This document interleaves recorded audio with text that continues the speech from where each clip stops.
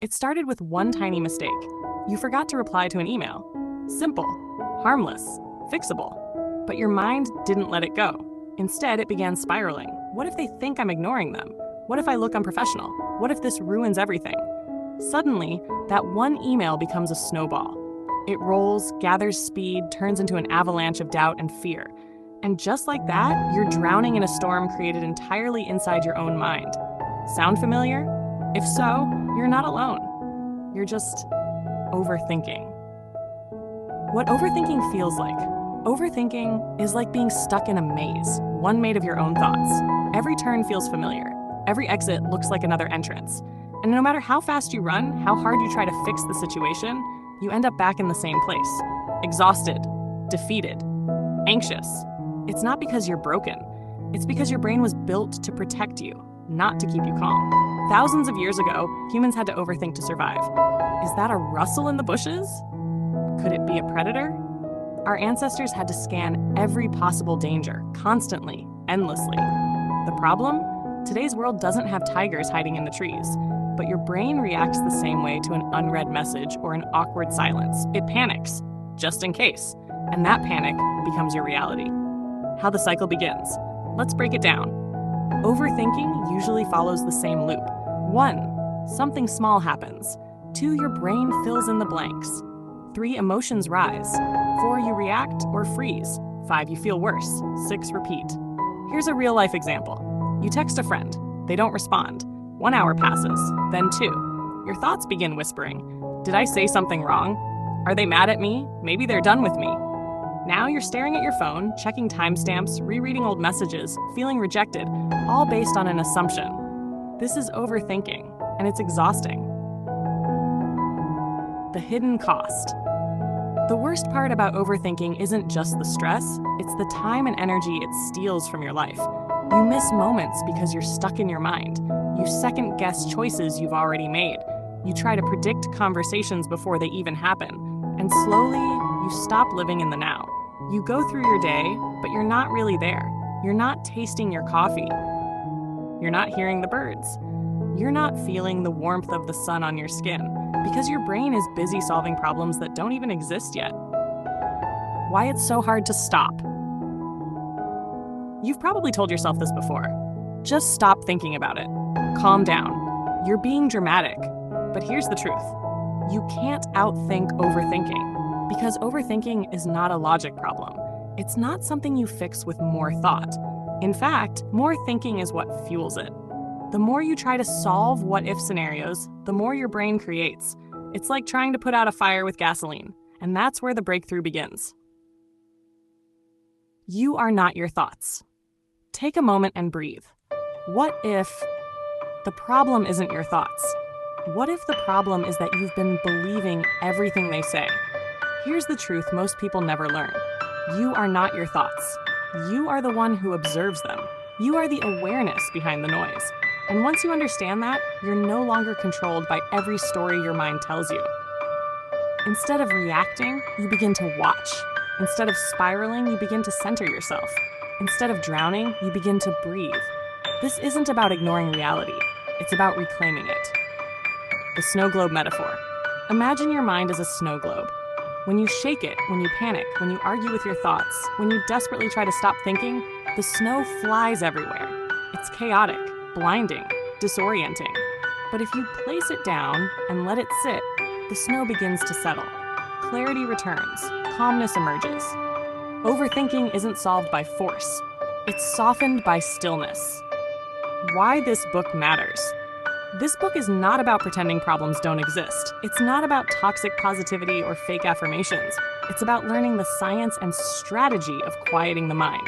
It's about practical techniques that help you interrupt negative thought loops, calm your nervous system, declutter mental noise, and focus on what's real, not what's imagined. Because the truth is, you can't control everything that happens, but you can control how you respond to it. And that power, once you learn to use it, will change everything. The first step. If you're here, reading this, listening to these words, you've already taken the most important step. You've noticed your patterns. You've recognized the weight of your thoughts. You're ready to take back control. That doesn't mean the thoughts will vanish overnight, but it means you'll stop letting them run your life. From here forward, you'll learn tools that bring you back to center fast. You'll learn to breathe through the storm. You'll learn to separate fact from fiction, and you'll learn to find peace, not in the absence of thoughts, but in the space between them. So take a breath. Let the thoughts pass like clouds in the sky. You don't have to chase them. You don't have to fight them. You just have to watch. The mind is powerful, but so are you. This is the beginning of calm. Let's begin together. The thoughts came again last night. You laid down, hoping for rest, but your mind had other plans. It started small. Did I say something weird during that meeting? Then, the next thought. Why did she look at me like that? And before you knew it, the spiral began. Your body was tired, but your mind was wide awake, replaying conversations, imagining worst-case scenarios, rehearsing apologies for problems that didn't exist. And this time, you didn't even fight it. You just let it happen. Because maybe on some level you believed you deserved the punishment of your thoughts. But what if that belief, that you need to think it through 100 times to be safe, is the very thing keeping you stuck? Healing starts with awareness. Before we go further, let's pause. Overthinking isn't weakness. It's a sign that your mind is trying to protect you. It just doesn't know when to stop. So the first step is not to shut your mind up, but to gently tell it, "Thank you for trying to help, but I'm okay right now." That small moment of awareness, of separating yourself from the noise, is powerful, and it opens the door to real change. Technique number 1, name your thoughts. Try this the next time your mind won't stop spinning. Don't suppress the thought. Name it, out loud or silently, instead of, "What if I mess up this presentation?" Say, "That's an anxiety thought. That's fear talking. That's a future-based worry." Why does this work? Because labeling your thoughts creates distance. You are no longer inside the storm. You're the one watching it from a window. Dry, calm, safe. Naming thoughts helps you observe instead of absorb. And over time, you'll notice that most thoughts lose power the moment they're named. Technique number 2, the grounding ritual. 5 to 3, 2, 1. Sometimes the mind spins so fast that logic doesn't help. You need something physical to anchor you to the present. That's where this technique comes in. When your thoughts are racing, pause and ask yourself, 5 things you can see, 4 things you can feel, 3 things you can hear, 2 things you can smell, 1 thing you can taste. This pulls you out of your head and back into your senses. It gently tells your nervous system, "Hey, we're safe now. Come back." Even if your brain keeps trying to pull you into the future, your body will lovingly pull you back to now. And now is always where peace lives. Technique number 3, write to release. Have you ever noticed that the same thoughts show up over and over? It's like they're stuck in a loop. That's because your brain doesn't always want to solve the problem. Sometimes it just wants to be heard. So give it a voice and a place to land. Write. Not to be hooked. Not to be poetic, just to empty your mind. Get a notebook. Call it your mental dump. When overthinking strikes, open it and write everything down. Raw, messy, honest. There's something powerful about seeing your fears on paper. They often look smaller than they felt. And once the storm is on the page, it no longer has to live in your head. Technique number 4, schedule your worry. Sounds strange, right?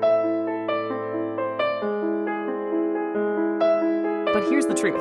You can't eliminate overthinking, but you can contain it. So instead of letting it hijack your entire day, give it a window, a time slot, a boundary, a limit. Tell yourself, "Okay, I'll worry about this at 7 p.m. for 10 minutes. When your mind starts spiraling early in the day, gently remind it, "Not now. Worry time is later." At 7 p.m., sit down, set a timer, worry as much as you want, write it out, think it through.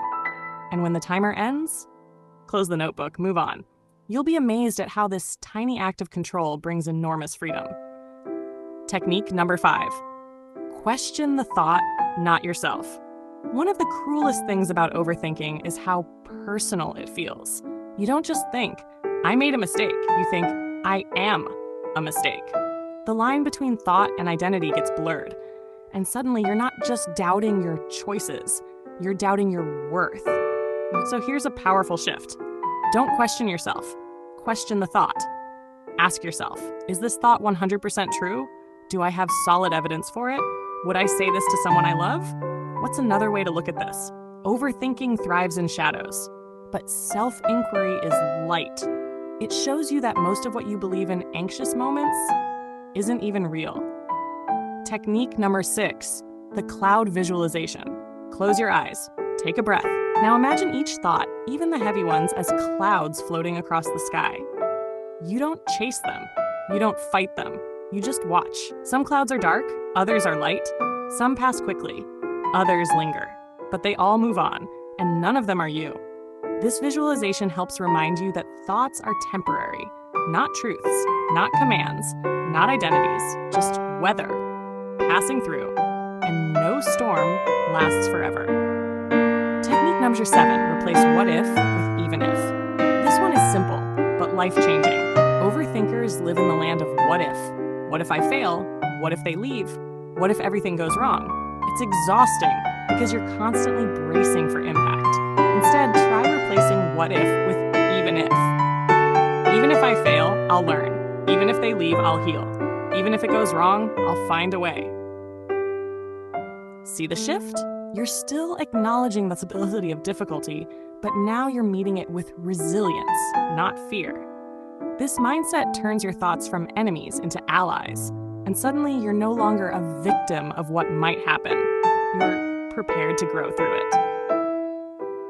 Technique number 8, talk back. Like you would to a friend, if you spoke to your best friend the way you speak to yourself during an overthinking episode, would they still call you tomorrow? Doubt it, because we're often our own harshest critics. We say things to ourselves we'd never say to anyone else. So the next time your inner voice turns cruel, pause and ask, would I say this to someone I love? If the answer is no, change the dialogue. Speak to yourself with kindness, with truth, with grace. You don't have to believe the new script at first. Just speak it. Over time, the brain follows the voice it hears the most. Make sure that voice is on your side. You don't have to do it all. Let's be honest, some days, even one deep breath feels like too much work. And that's okay. You don't have to master all 23 techniques in one day. You don't have to fix your mind by Friday. All you have to do is show up. One breath, one tool, one choice at a time.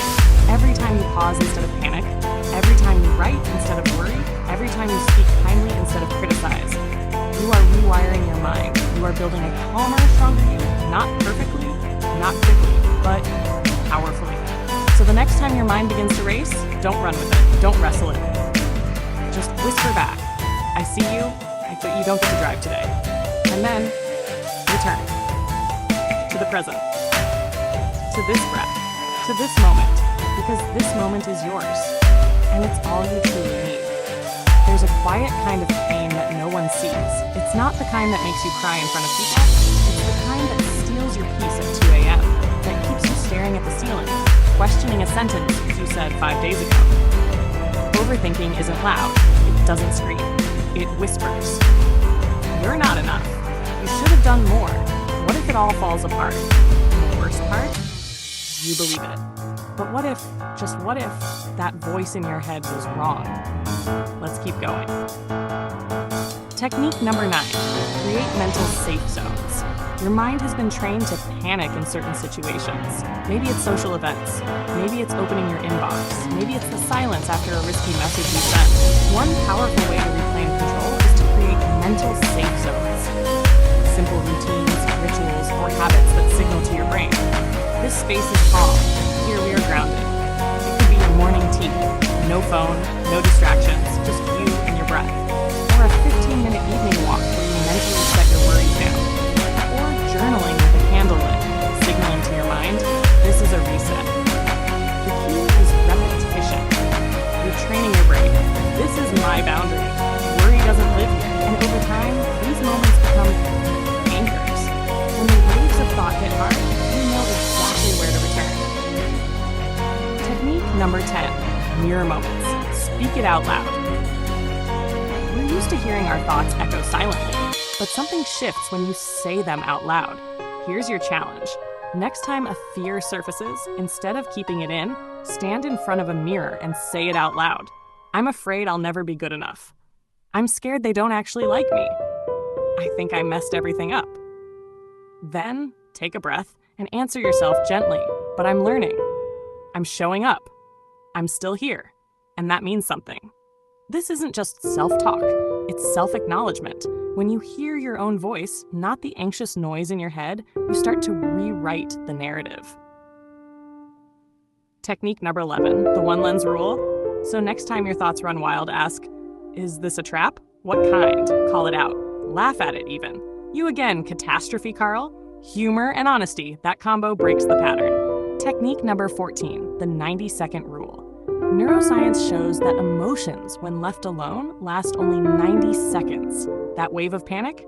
90 seconds. The shame spiral? 90 seconds. The tight chest? 90 seconds.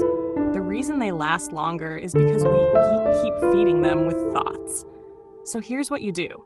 When the feeling rises, don't resist it. Breathe through it. Say, this is just a wave. It will pass. Set a timer if you have to. Ride it like a surfer, not a victim.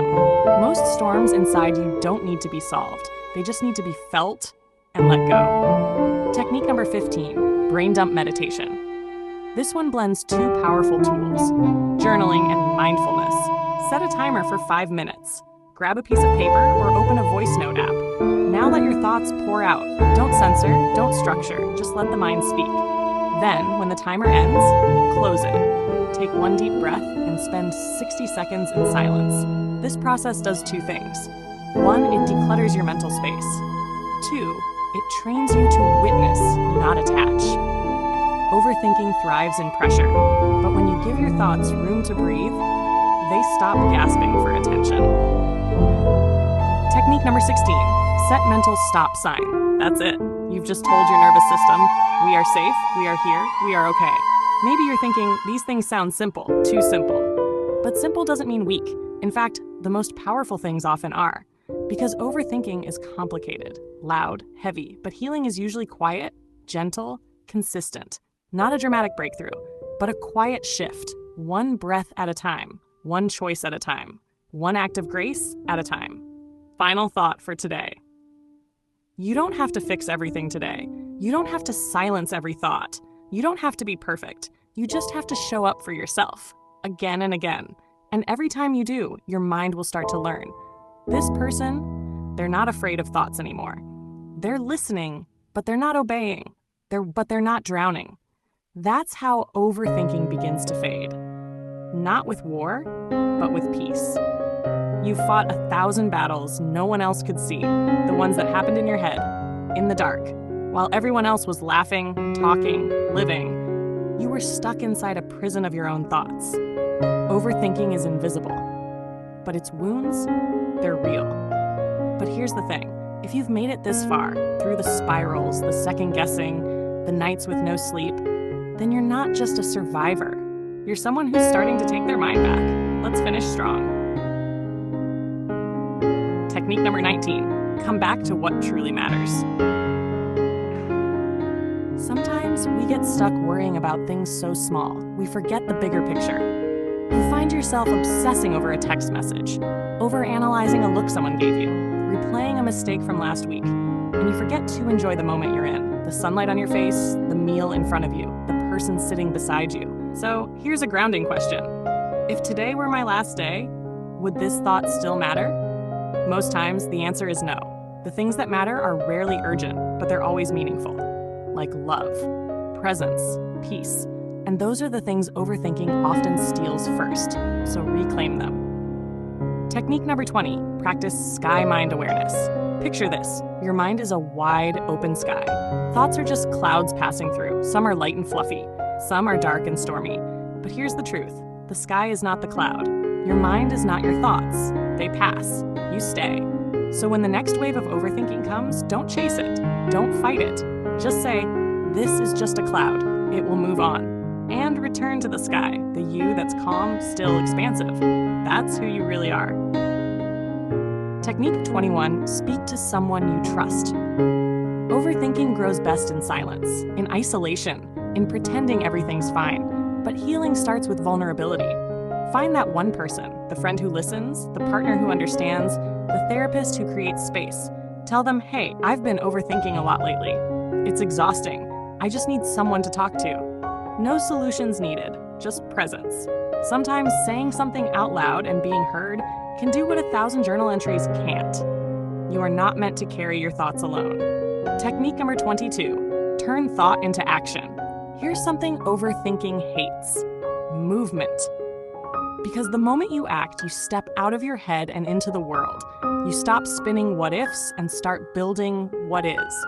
So the next time you find yourself stuck in analysis paralysis, ask, what is one small thing I can do right now?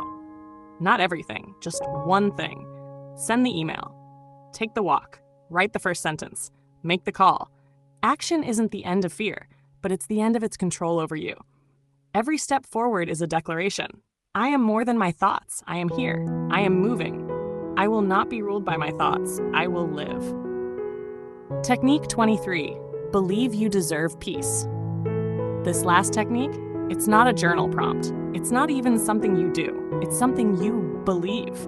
You must believe in the deepest part of you that you are worthy of peace, that you don't have to earn it, that you don't need to fix everything first, that you are allowed to rest before you're perfect. Because many overthinkers don't actually fear failure. They fear what it means if they don't constantly try. But let me tell you, you are not your performance. You are not your productivity. You are not your pain. You are human, and that's enough. A future without mental chaos. Imagine this. You wake up, and the first voice in your head isn't criticism, it's calm. You look in the mirror and don't cringe, you breathe. You make a decision, and you trust it. You're not perfect, you still overthink sometimes, but now you catch it. You name it, you smile at it, and then you move forward anyway. That's freedom. Not a life without thoughts, but a life where you are no longer afraid of them. I will not be ruled by my thoughts. I will live. Technique number 23, believe you deserve peace. This last technique, it's not a hack. It's not a journal prompt. It's not even something you do. It's something you believe.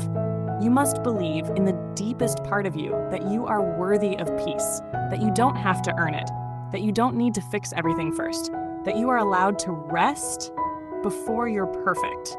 Because many overthinkers don't actually fear failure. They fear what it means if they don't constantly try. But let me tell you, you are not your performance. You are not your productivity. You are not your pain. You are human, and that's enough. A future without mental chaos. Imagine this. You wake up, and the first voice in your head isn't criticism, it's calm.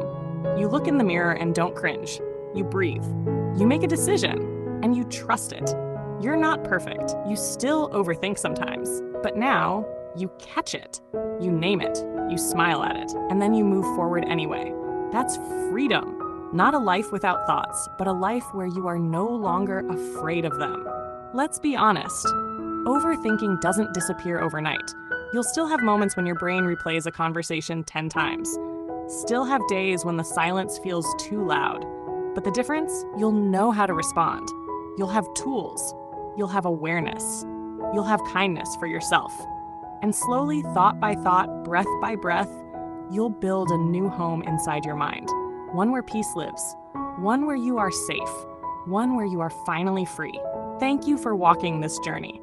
If you felt seen in this story, if even one part of it made you breathe deeper, sit still, or smile with relief, then you've already started healing. You're not broken. You're becoming. Keep going. Because the truth is, you don't need to stop thinking to find peace. You just need to stop believing every thought you think. And when you do that, you don't just stop overthinking. You start truly living.